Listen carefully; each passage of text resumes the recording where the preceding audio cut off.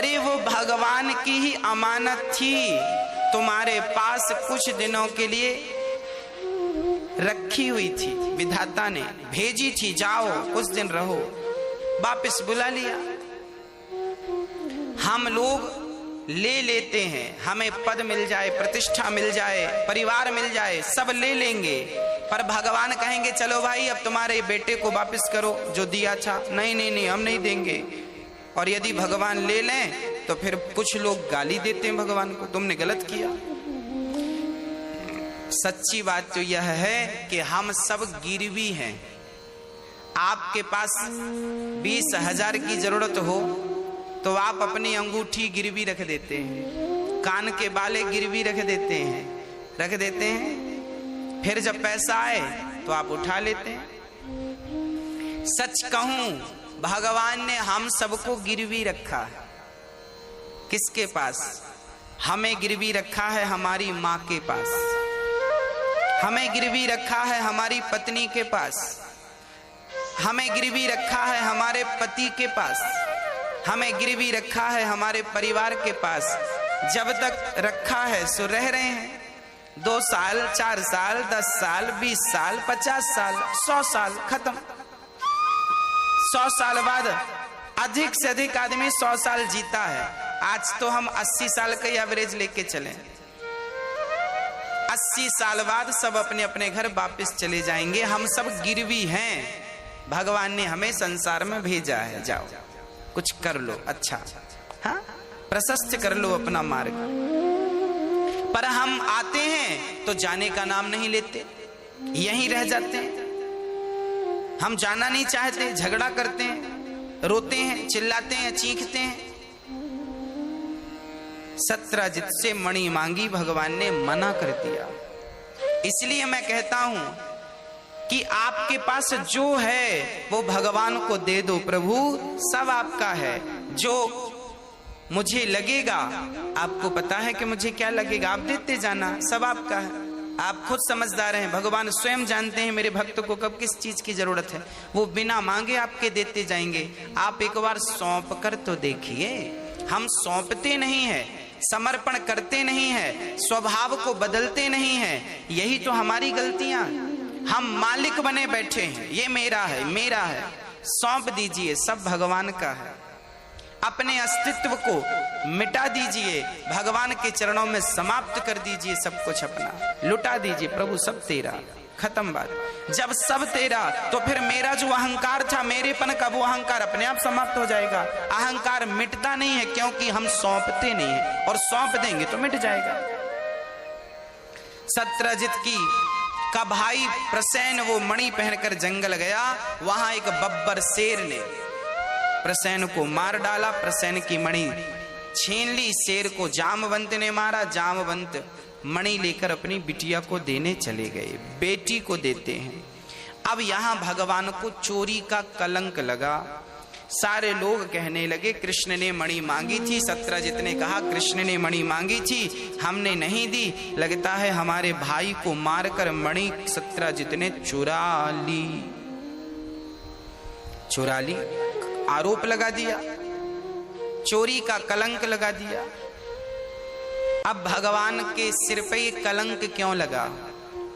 हम गृहस्थी लोग भी ना कई बार कलंक से बचते हैं कि कोई कलंक ना लगे जीवन में, पर कई बार कोई ना कोई कलंक किसी ना किसी के माथे तो लग ही जाता है। कोई लाख प्रयास करे बचने का, कोई ना कोई कलंक जीवन में लग जाता है। भगवान को भी कलंक लगा चोरी का। क्यों लगा? रामचरितमानस में लिखा है, जो गणेश चतुर्थी की चंद्रमा को देखता है उसे झूठा कलंक लगता है। जिस दिन गणेश जी रखे जाते हैं उस दिन के चांद को नहीं देखा जाता। देखोगे तो झूठा कलंक लगेगा। यदि देखा है तो फिर क्या करें कि उस पाप से मुक्ति मिल जाए। बोले भगवान कृष्ण के विवाह, दूसरा और तीसरे विवाह की कथा कोई सुने श्रद्धा से तो उस पाप से उसे मुक्ति मिल जाती है। गणेश जी की चतुर्थी को क्यों नहीं देखते? क्योंकि गणेश जी ने एक बार एक दिन गणेश जी ने चंद्रमा को श्राप दिया था। गणेश चतुर्थी की चंद्रमा को श्राप दिया था कि तुम्हें जो देखेगा कलंकित हो जाएगा। क्योंकि गणेश जी एक बार यात्रा कर रहे थे मूसक पर, तो मूसक चढ़ाई चढ़ने लगा, गणेश जी लुढ़क गए। चंद्रमा बड़ा हंसा, देखो गणेश जी गिर गए। तब चंद्रमा को देखकर गणेश जी ने श्राप दे दिया, बड़ा अपमान करता है, बड़ों का आदर नहीं करता, जा कलंकित हो जा। चरणों में गिर पड़ा। तब कहा कि ठीक है, गणेश चतुर्थी की चंद्रमा को बस ही ये श्राप रहेगा, बाकी नहीं लगेगा। तो गणेश चतुर्थी की चंद्रमा को नहीं देखा जाता। ये बात लिखी है गोस्वामी जी ने, जो आपन चाहे कल्याणा, सुजसु सुमति शुभ गति सुख नाना, सुपर नार लार गुसाई, तजऊ चौथ के चंद्र की नाई। जो स्त्री अपना कल्याण चाहती है, यहां पर गोस्वामी जी कितनी बढ़िया बात लिख रहे हैं। जो स्त्री अपना कल्याण चाहती है वो पराये पुरुष को कभी ना देखे, और जो पुरुष अपना कल्याण चाहता है वो पराई स्त्री को कभी ना देखे। यदि देखेगा तो क्या होगा? नरक में वास उसका होगा, यातनाएं भोगनी पड़ सकती हैं। इसलिए गोस्वामी जी कह रहे हैं चरित्र का ख्याल रखें, पराई स्त्री और पराई नारी को वैसे ही त्याग दें जैसे गणेश चतुर्थी की चंद्रमा को लोग त्याग देते हैं।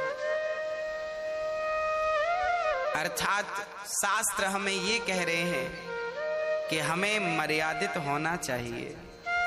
हम अपनी इच्छाओं पर, हम अपनी इंद्रियों पर नियंत्रण कर सकें, ऐसी क्षमता हमारे भीतर होनी चाहिए। जिस गाड़ी में ब्रेक ना हो, क्या उस गाड़ी में आप बैठना पसंद करेंगे? जिस गाड़ी में ब्रेक है ही नहीं, उसका परिणाम तो दुर्घटना ही है।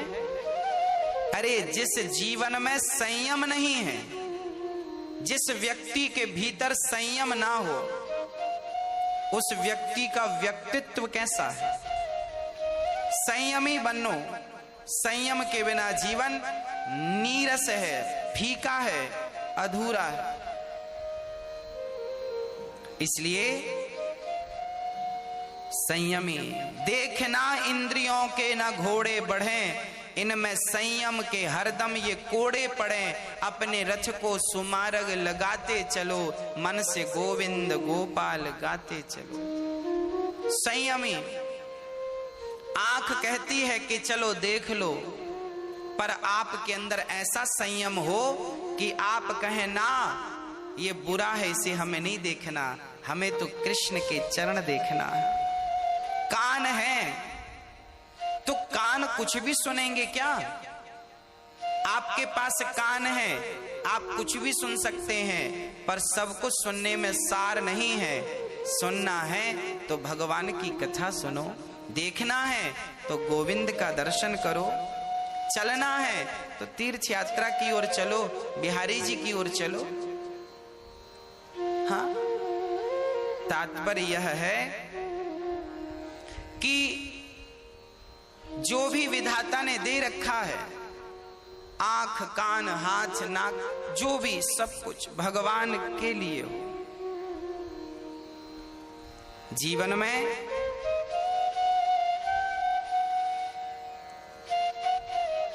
हर पग सत्य के लिए बढ़ाओ, असत्य के लिए कोई पग ना बढ़ जाए आपका, गलत मार्ग पर भटक ना जाए आप। संयमी बनिए, जितेंद्रिय। भगवान राम के पास सूपड़खा आई तो राम ने सूपड़खा को देखकर क्या कहा?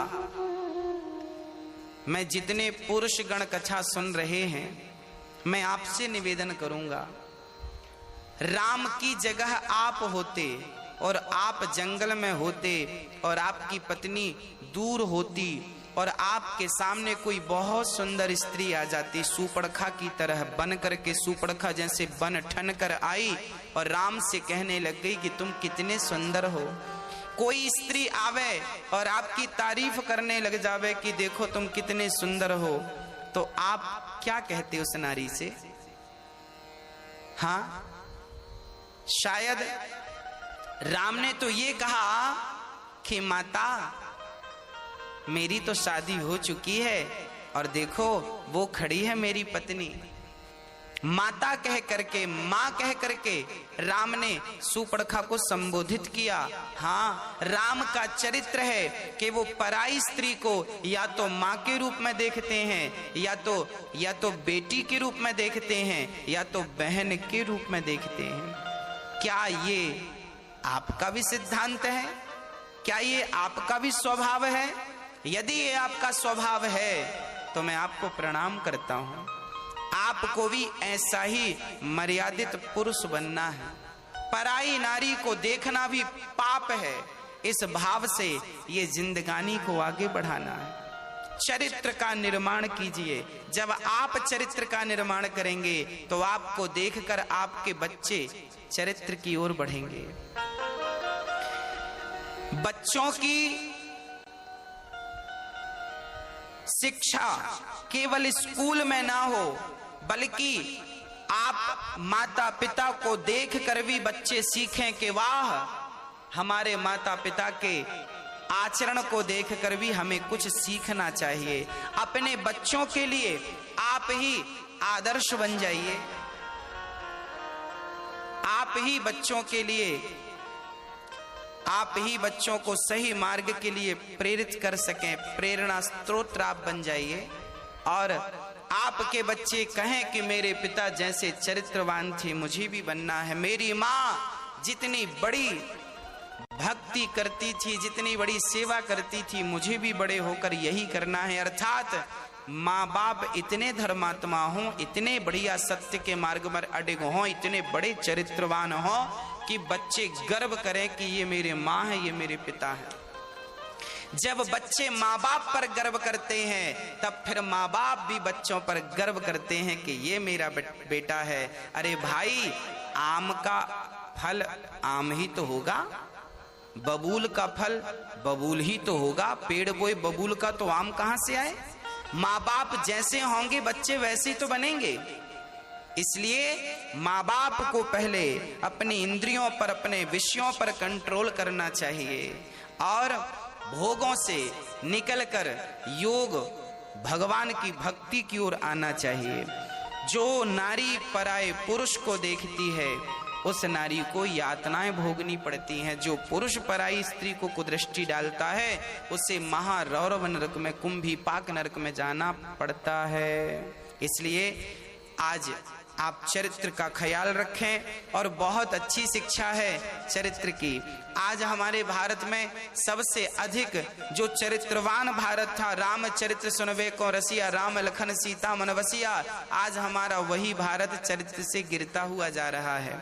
हाँ, आजकल के नौजवान बच्चे आज चरित्र का ख्याल नहीं रख रहे हैं। नौजवान पढ़े लिखे बच्चे, जब बड़े बड़े बच्चे, समझदार बच्चे जब पढ़ने के लिए जाते हैं घर छोड़ करके, हॉस्टल इत्यादि में जब वो रहते हैं, कमरों में किराए से जब वो रहते हैं और वहां रहकर पढ़ाई करते हैं, तब जानते हो उनकी मेंटेलिटी क्या होती है, विचारधारा क्या होती है?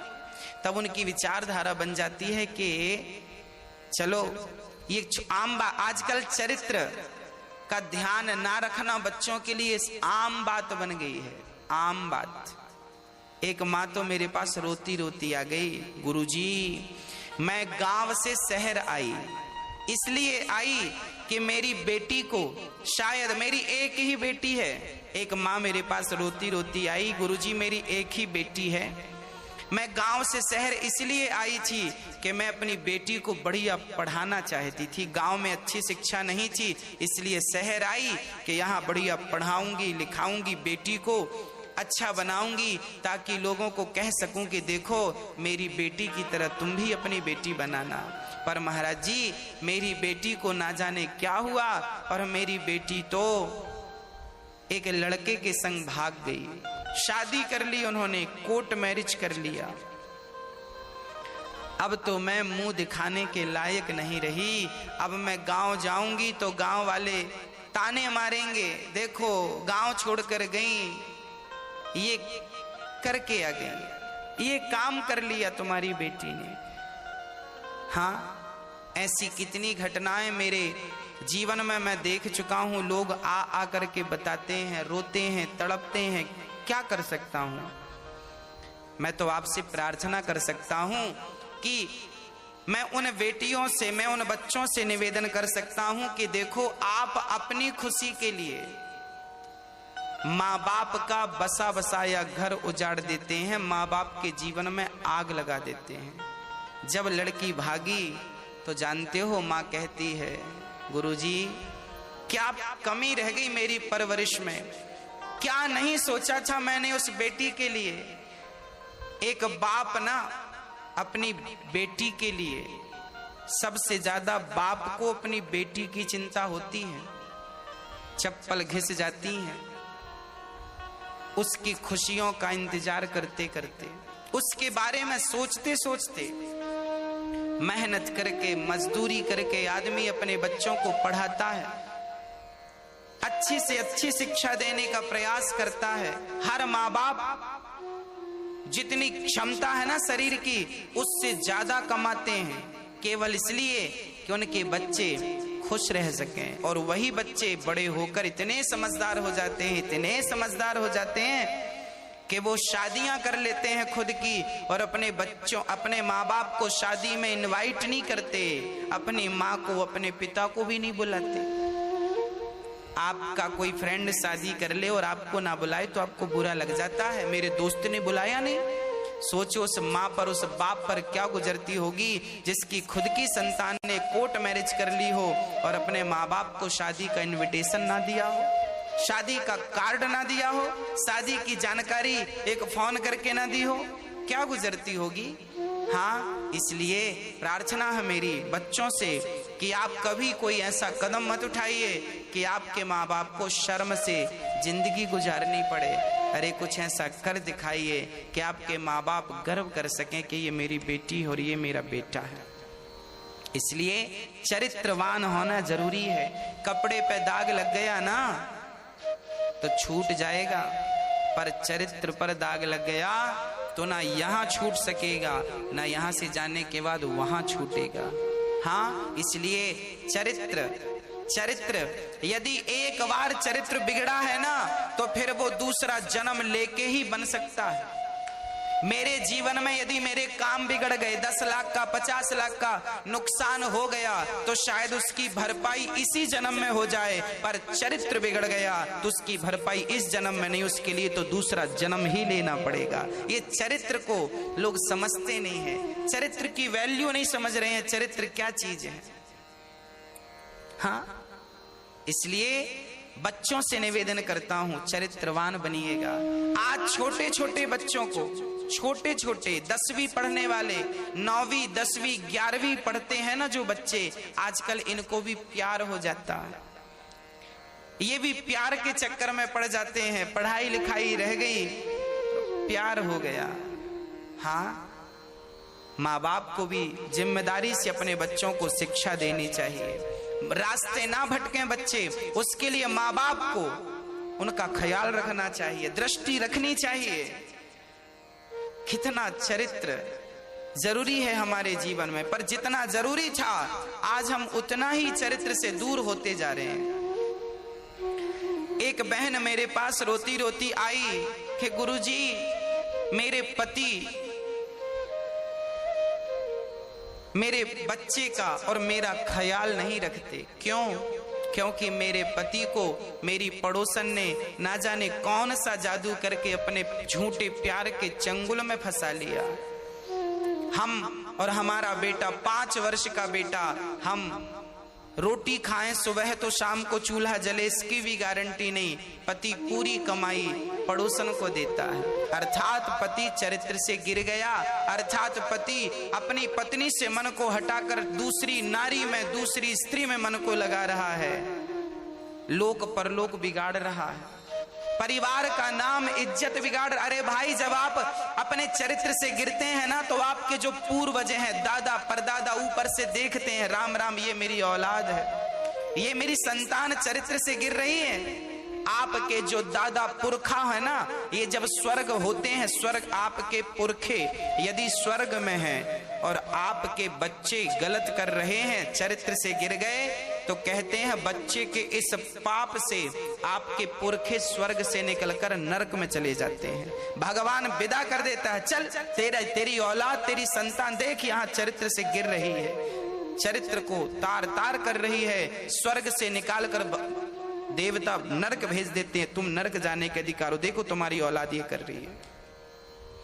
एक बेटा गलत करता है ना, उसके पुरखे भी स्वर्ग से नरक चले जाते हैं। आप शायद आपको पता ना हो, एक स्त्री कितना दर्द उठाती है जब वो अपने कोई भी सामान्य महिला हो, जब वो सुनती है कि मेरा पति किसी और स्त्री के साथ रहता है, उस स्त्री की तो मानो जमीन से, पैरों के नीचे से जमीन खिसक जाती। कोई स्त्री नहीं चाहती कि उसके पति को कोई दूसरी स्त्री देखे गलत निगाहों से। इसलिए अपने घर में बहुत सुखी रहो, घर का बहुत ख्याल रखो। एक बहन परेशान होकर आई, मेरे पति ख्याल नहीं रखते, बच्चा 5 साल का है, भोजन की भी व्यवस्था नहीं, ये पड़ोसन के पास है। मैंने कहा चिंता ना कर, भगवान के घर देर है अंधेर नहीं है। जब फिर मैं उस स्त्री के पास संयोगवश पहुंचा जिससे उसके पति का चक्कर था, मैंने उससे कहा बहन तू ये क्या कर रही है, तू अपना लोक परलोक तो बिगाड़ रही है, साथ में इस पुरुष का भी बिगाड़ रही है, और आप एक जन्म नहीं अपने 7 जन्म बिगाड़ रही हो। उसने कहा कैसे? मैंने कहा एक कथा सुनाता हूं, सुन। एक गांव में एक वैश्या रहती थी, पूरे गांव को उस वैश्या ने गंदा कर रखा था। संत लोग वहां से निकले तो एक बार गांव के कुछ लोगों ने हाथ जोड़कर एक संत से निवेदन किया कि गुरुदेव आप यहाँ रुक जाइए, ये गांव में एक वैश्या है, पूरे क्षेत्र में इसने गंदगी फैला रखी है, आप रुक करके इसका इलाज कर दीजिए। संत रुक गए, एक संत रुक गए, संत वैश्या की कुटिया, वैश्या के घर के सामने कुटिया बनाई और प्रेम से सवेरे से सीताराम सीताराम सीताराम जपने लगे। अब वैश्या के जो ग्राहक थे वो कुटिया में आने लगे और सब भगवान के भगत होने लगे, सब भजन करने लगे। वैश्या को लगा मेरा तो धंधा चौपट, तो वैश्या ने बाबा की कुटिया पे आग लगवा दी। जाओ अपने यारों से कहा कि कुटिया पे आग लगाओ। बाबा की कुटिया जलने लगी, पर तभी देखना परमात्मा का न्याय। कहते हैं ना भगवान के घर देर हो सकती है, अंधेर नहीं। जब बाबा की कुटिया पे आग लगाई वैश्या ने, तो भगवान की माया देखना, हवा चलने लगी, और हवा चली तो कुटिया की आग उड़ उड़ के वैश्या के घर जाने लगी और वैश्या का घर भी जलने लगा। वैश्या दौड़ी दौड़ी आई, बाबा जी आपने हमारा घर जला दिया। महात्मा ने मुस्कुराते हुए कहा देवी मैंने तेरा घर नहीं, तेरे यार ने मेरा घर जलाया, तो मेरे यार ने तेरा घर जला दिया, हिसाब बराबर। जब आप किसी के बारे में बुरा सोचते हैं, जब आप किसी के लिए गड्ढा खोदते हैं, जब आप किसी पुरुष की तरफ, जब आप किसी पराये पुरुष की तरफ निगाहें डालते हैं, किसी के बसे बसाए घर में जब आप आग लगाते हैं, तो आप भूलिए मत, यदि आपने किसी का घर बिगाड़ा है तो आपका भी ज्यादा दिन टिकेगा नहीं। हाँ, ईश्वर सबको देख रहा है, इसलिए आप चरित्र का हर प्रकार से ख्याल रखें। एक बहन का मेरे पास फोन आता है, जो सताई है, परेशान है ना, वो बहनें फोन लगा करके पूछती रहती हैं गुरुदेव हमारा ये संकट है, बताओ कैसे इससे उबरें, कैसे पार लगें। एक बहन का संकट आया, उस बहन ने कहा गुरुजी मेरे पति एक स्त्री के पास रहते हैं, और जानती हो वो स्त्री से जब मैं कहती हूँ क्यों तूने मेरे पति को क्यों अपने चंगुल में फंसा रखा है, तो जानते हो वो महिला कहती है मैं तो तेरे पति की राधा हूं। अब लो, तो क्या राधा ऐसी थी जैसा आप बता रही हैं? कहां राधा रानी? राधा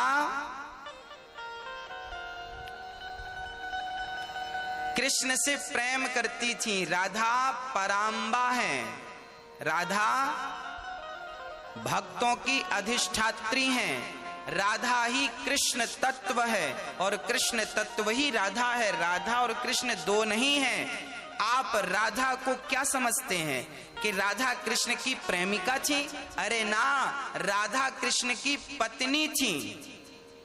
राधा कृष्ण की सिर्फ प्रेमिका नहीं, पत्नी थी। और प्रेम किया था राधा ने, और प्रेम भी वो वाला प्रेम नहीं जो आपका वाला है। आपका तो भोग प्रधान प्रेम है, जबकि राधा रानी का तो भक्ति प्रधान प्रेम था। हाँ, आजकल जो ये कहते हैं ना कि मैं तुम्हारी राधा हूं, ये राधा नहीं, एक्चुअली ये भोग वाले, हाँ, ये राधा नाम लेकर के ये उल्टे काम कर रहे हैं। राधा कृष्ण की अर्धांगिनी थी। राधा कृष्ण ये दो जैसे मिश्री और मिठास दो नहीं है, एक हैं। ऐसे राधा और कृष्ण एक हैं। तो राधा का नाम लेकर संसार में से कुकर्म करने वालों को पता नहीं कौन सा दंड मिलेगा। हाँ, मैं तुम्हारी राधा हूं, चूल्हे में जाओ तुम ऐसी राधा हो? हाँ, ऐसी राधा ना। राधा रानी शक्ति है, राधा रानी स्वयं कृष्ण है और कृष्ण स्वयं राधा है। इसलिए इस प्रकार से आप कहते हैं तो ये भी पाप है। यदि आप राधा के बारे में ऐसा कह रहे हैं कि मैं तुम्हारी राधा हूं, तो ये कहना भी पाप है। हमें ऐसे शब्दों का भी उपयोग नहीं करना चाहिए, फिर भी लोग करते हैं। मेरी प्रार्थना है, हमारी राधा रानी कृष्ण की परम भक्त थी।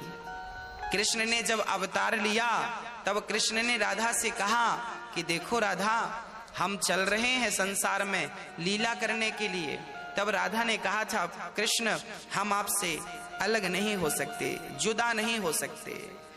तब कृष्ण ने कहा कि देखो, अलग होकर के हमें लीला तो करनी पड़ेगी। तो कृष्ण ने ही एक राधा का अवतार धारण कर लिया था।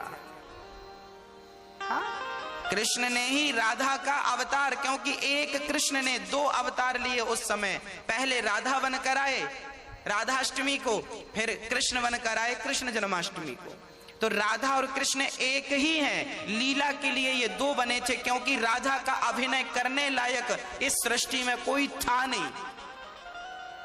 राधा ने जो किया है, जो प्रेम का अभिनय किया है, जो प्रेम किया है, वो प्रेम रुक्मणी कर सकती तो रुक्मणी को बिठा लेते। वो प्रेम यदि लक्ष्मी कर सकती तो माता लक्ष्मी को बिठा लेते। पर ना, कृष्ण को जो प्रेम की लीला करनी थी, वो जो प्लानिंग थी कृष्ण के माइंड में, वो कोई नहीं कर सकता था। इसलिए भगवान को डबल रोल करने पड़े। एक रोल कृष्ण का और वही कृष्ण राधा के रोल में भी थे। जैसे मूवी में आप किसी हीरो के डबल रोल देखते हैं, ऐसे कृष्ण ने डबल रोल किए। एक तो कृष्ण का अभिनय किया, एक तो राधा का अभिनय किया। तो वही कृष्ण राधा, वही राधा कृष्ण। तो आप कृष्ण को, आप राधा को कहां, उस योगेश्वर को, योगी को कहां भोगियों की पाठशाला में लोग उन नाम को घसीटते हैं। हाँ, तो ये भी एक पाप है कि कोई कहे कि मैं तुम्हारी राधा हूं। ये कहना भी पाप है। कोई किसी की राधा क्यों बनेगा भाई? क्यों बने किसी की राधा? राधा तो केवल कृष्ण की है, केवल कृष्ण की है। तो हमें हर तरीके से हम ये कहना चाह रहे हैं कि चरित्र का आप ख्याल रखें तो कल्याण सबका है, सबका भला है, सबका कल्याण है। भगवान का जब कलंक लगा भगवान को, भगवान जंगल गए, प्रसेन मरे पड़े थे। जामवंत से 27 दिन तक युद्ध किया। 28वें दिन भगवान जामवंत को युद्ध में पराजित करते हैं और जाम्बवती से विवाह करते हैं। भगवान का दूसरा विवाह जाम्बवती से हुआ, तीसरा विवाह भगवान का सत्यभामा से हुआ, चौथा विवाह भगवान का यमुना महारानी से, पांचवा विवाह भगवान का उज्जैन में मित्रविंदा से हुआ, छठवां विवाह भगवान का 7 बैलों को एक साथ नाचकर नागनजिति से हुआ और 7वां भद्रा से, 8वां विवाह भगवान का लक्ष्मणा से संपन्न हुआ। भौमासुर नाम का उद्धार करके भगवान ने 16,108 कन्याओं से, हाँ 16,100 कन्याओं से भगवान ने विवाह किया। टोटल विवाह हो गए 16,108। हर रानी के 10 बेटा और एक बेटी थी। इतना बड़ा भगवान का परिवार था। एक दिन भगवान की जो गृहस्थी थी ना, बड़ी हंसती मुस्कुराती थी। भगवान कृष्ण बड़े मजाकिया भी थे। भगवान रुक्मणी अम्बा से बड़ा मजाक भी करते थे। एक बार इतना बढ़िया मजाक किया, भगवान ने कहा, रुक्मणी क्या जरूरत थी तुम्हें हमसे विवाह करने की, जब तुम्हारा शिशुपाल से लग गया था, कर लेती वहां। ये बात भगवान तब कह रहे हैं जब वो 10 बच्चों की मां बन गई, और भगवान कह रहे हैं अभी भी कुछ नहीं बिगड़ा, तुम जा सकती हो। हाँ, रुक्मणी अम्बा तो गिर गई जमीन पर। भगवान ने थाम लिया, प्रभु अपने से दूर क्यों कर रहे हैं, कोई अपराध हो गया क्या? मतलब यह है कि गृहस्थी में, पति पत्नी में हंसी मजाक भी होना चाहिए। बच्चों में भी थोड़ा सा मुस्कुराइए।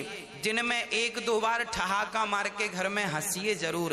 हंसने से भी स्वास्थ्य अच्छा होता है और हंसने से सारा शरीर रोमांचित हो जाता है, सुख की अनुभूति होती है। इसलिए अपने परिवार में आपका गृहस्थ जीवन इतना मधुर हो कि हंसते मुस्कुराते ये जिंदगी कट जाए। देखो कई बार ना जिंदगी को लेके लोग बड़े परेशान हो जाते हैं। यार जिंदगी इतनी भी टेंशन में नहीं होनी चाहिए, जिंदगी इतनी भी परेशानी में नहीं होनी चाहिए। कैसी होनी चाहिए? देखो ये जिंदगानी कैसी है, ये आइसक्रीम की तरह है। ये जिंदगी कैसी है? आइसक्रीम की तरह। या तो टेस्ट कर लो, नहीं तो वेस्ट हो जाएगी। आपने आइसक्रीम को चखा नहीं, टेस्ट नहीं लिया तो क्या हो जाएगी? पिघल जाएगी, अर्थात वेस्ट हो जाएगी। ये जिंदगी भी है, इसका टेस्ट ले लो, वेस्ट तो होनी ही है। अरे हंसकर जी लो, मरना तो है ही है। जी लो हंस करके, सारी खुशियां आपके सामने। कई लोग ऐसे होते हैं कि जिनके जीवन में बड़ा दुख होता है फिर भी वो होठों पे मुस्कान रखते हैं, और कई लोगों के जीवन में बड़ी खुशियां होती हैं फिर भी वो बड़ी टेंशन में रहते हैं। अरे भाई, आपके घर पे लाख रुपए आ जाएं, करोड़ रुपए आ जाएं, ये तो मेरे और आपके वश में नहीं है, पर होठों पे मुस्कान बनी रहे ये तो सबके वश में है। इसलिए पहले मुस्कान रख लीजिए, हंसिए, मुस्कुराइए, खिलखिलाइए, खूब प्रसन्न रहिए। जिंदगी मिली है हंसने के लिए, मुस्कुराने के लिए। इसलिए अपने घर में हंसा करिए, मुस्कुराया करिए। कुछ ऐसी बातें करो कि आपकी पत्नी को हंसी आवे, आपके पति को हंसी आवे, आपके बच्चों को हंसी आए। कुछ ऐसी वार्ता जरूर घर में किया करो। हमेशा टेंशन वाली बातें मत किया करो। कल ही एक सज्जन बता रहे थे कि एक पति थे, पड़ोस में झगड़ा हो जाए तो वो अपनी पत्नी को मारते थे, उनकी गाय भाग जाए तो पत्नी को मारते थे, कोई टेंशन हो जाए तो पत्नी को 2-4 मारते थे। मतलब पड़ोसियों की भी झगड़ा हो तो वो अपनी पत्नी पे गुस्सा उतारे, कोई भी माइंड में गुस्सा हो पत्नी पे गुस्सा उतारे। ऐसी जिंदगी नहीं। कई बार पुरुष लोग क्या करते हैं, दफ्तर की टेंशन घर ले आते हैं, कई बार दुकान की टेंशन घर ले आते हैं, कई बार खुद की टेंशन पत्नी पे उतार देते हैं। ये गलत है। आप जब घर पे जाएं तो अपनी फैक्ट्री का, अपने काम का लोड बाहर ही रखें। एक फ्रेश माइंड से, प्रसन्न चित्त से घर में प्रवेश करें। अपनी पत्नी के सामने, बच्चों के सामने हमेशा चिड़चिड़ापन ना हो स्वभाव में, प्रसन्नता की झलक हो आपके स्वभाव में। ऐसा आप अपना स्वभाव बनाएं। आप स्वयं अपने आप को बनाएं। जब आप अपने आप को बनाना सीख लेंगे तब आप जमाने को बना सकते हैं, एक अच्छा चरित्र निर्माण कर सकते हैं। पहले अपने आप को तो बना लीजिए। जब आप अपने आप में सारी चीजें, हम तो कहते हैं अपने आप में सारे एक्सपेरिमेंट करना शुरू कर दीजिए।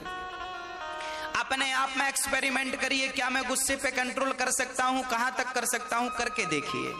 मैं कितना खुश रह सकता हूं अपनी जिंदगी में, किस हद तक खुश रह सकता हूं, रह के देख लीजिए, एक्सपेरिमेंट कर लीजिए ना। क्या नुकसान है? क्या घट रहा है? क्या लग रहा है? खुश रहना है, हमेशा खुश रहिए हर हाल में। बस अपने ऊपर सारे एक्सपेरिमेंट कर लीजिए। खुश रहिए, खुश रहो और खुश रहने दो।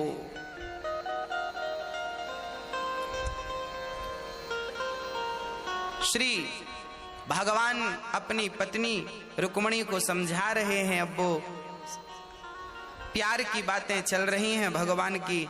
एक दिन भगवान, अच्छा, अनिरुद्ध का विवाह चित्रलेखा से संपन्न, चित्रलेखा ने उषा से संपन्न कराया। वाणासुर से भगवान का युद्ध हुआ। राजा नृग की पावन चर्चा है। राजा नृग गायों का दान किए थे, फिर भी गिरगिट बनना पड़ा, क्योंकि उन्होंने एक बार दान दिया एक गाय को, और वो गाय छूटकर उनकी गौशाला में आ गई, और उसी गाय का उन्होंने एक पंडित जी को फिर से दान कर दिया। अर्थात इस कथा से ये संदेशा मिल रहा है कि दान दी हुई वस्तु फिर से दान नहीं करनी चाहिए। एक बार दान कर दिया सो कर दिया, अब आप पर उसका कोई अधिकार नहीं है। एक बार हमारे पास किसी ने फोन लगाकर पूछा कि गुरुजी, आखिर माँ को बेटी के घर का पानी क्यों नहीं पीना चाहिए? हमारे भारत में एक प्राचीन परंपरा रही है कि माँ बाप बेटी के घर का पानी भी नहीं पीते। एक ने कहा कि ऐसा क्यों? हमने कहा देखो क्या होता है, कन्या दान करते हैं ना हम लोग, कन्या दान कर दिया। अब जब दान कर ही दिया तो फिर दिए हुए दान को भला उसके वस्तु को कैसे ग्रहण करें? एक भाव तो यह है कि जो दे दिया सो फिर कन्या को दे दिया तो कन्या का हो गया, तो अब दी हुई वस्तु का फिर क्या हम ग्रहण करें? परंतु यहाँ एक बात और है, यदि आपकी एक ही बेटी है और आप मजबूर हैं, बेटे सेवा नहीं करते, केवल बेटी है, तो मजबूरी है, तो फिर बेटी के घर रह सकते हैं, बेटी का खा सकते हैं, कोई पाप नहीं है, कोई पाप नहीं है। पर मजबूरी है तो, अब मजबूरी नहीं है तो पड़े हैं फिर भी बेटी के पास, तो फिर शायद गलत हो सकता है। दान दी है हमने बेटी को, कन्या दान किया है, तो दिए हुए दान का वापस कैसे ले लो आप? मजबूरी है तो फिर चलेगा, कोई दिक्कत नहीं है। मजबूरी नहीं है तब बचिएगा। हाँ, इसलिए बेटियों का नहीं खाने की परंपरा है, नहीं लेने की परंपरा है। ये हमारे भारत की ही संस्कृति है जो सबका इस प्रकार ख्याल रखती है। तो भक्तों, भगवान ने नृग पर कृपा की, उनका उद्धार किया। इक्ष्वाकु वंश के ये राजा थे, भगवान ने कृपा की, पौंड्रक का भगवान ने उद्धार किया। पौंड्रक कौन थे? बोले नकली भगवान, नकली भगवान। आजकल ना बहुत सारे लोग भगवान बनने की होड़ में लगे हैं, सब भगवान बनना चाह रहे हैं। भगवान काम बन जाएगा ना, भगवान मत बनिए, भगवान के चरणों की धूल बनने का प्रयास करिए, शायद वही बन जाएं। भगवान बनने की होड़ मत रखिए, भगवान बनने की होड़ मत लगाइए। भगवान कोई नहीं बन सकता, भगवान तो सिर्फ भगवान है। इसलिए जो आज मैं आपको स्पष्ट कह दूं, जो अपने आप को भगवान कहे कि मैं भगवान हूं, समझ लीजिए एक नंबर के फ्रॉड हैं ये, एक नंबर के फ्रॉड हैं, बच के रहिएगा। अच्छा आप ही बताइए, क्या आपके पति की जगह कोई दूसरा पुरुष ले सकता है? ये पुरुष बड़ा पैसे वाला है, बड़ा सुंदर है, चलो तुम बन जाओ पति, क्या संभव है? सुंदर है, चमत्कारी है। अच्छा कोई चमत्कारी आ जाए, वो चमत्कार करे, पूरे समुद्र को पी जाए अगस्त्य जी की तरह, और फिर आपको मिल जाए, वाह, तो क्या आप उसे भी पति मान लेंगी, चमत्कारी को? ना, एक पतिव्रता नारी, एक पतिव्रता नारी, भले उसका पति अंधा हो, भले उसका पति लंगड़ा हो, बहरा हो, काना हो, लाख अवगुण हो, पर एक पतिव्रता नारी अपने पति के सिवा स्वप्न में भी पराये पुरुष के बारे में नहीं सोच सकती। यदि एक पत्नी अपने पति को नहीं त्याग सकती, पति का स्थान किसी दूसरे पुरुष को नहीं दे सकती, तो फिर भला भगवान की जगह कोई दुनिया